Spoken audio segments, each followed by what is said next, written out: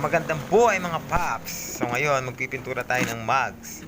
So pagkatapos nating malinis yung mugs, so linagyan natin ng separation yung gulong para hindi ma-sprayan yung gulong. Linagyan natin ng parahas, paikot. So ngayon ipa-primer natin.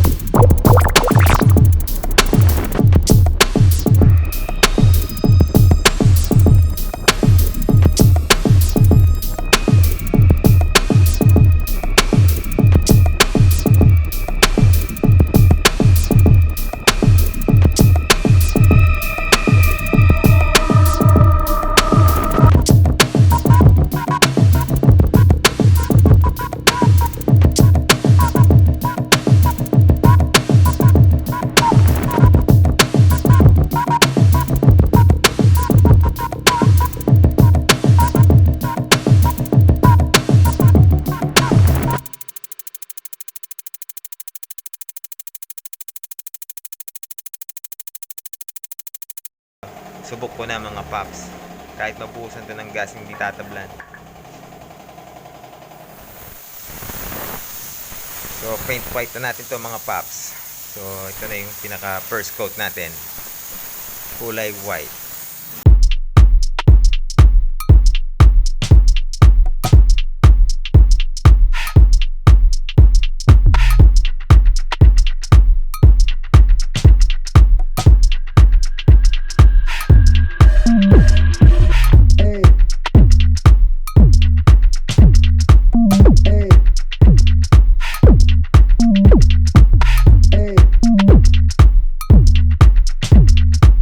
Hey.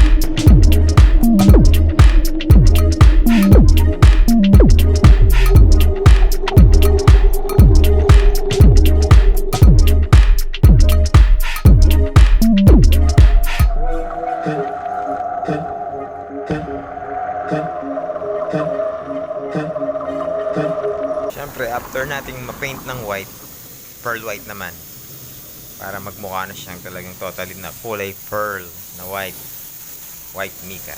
Okay.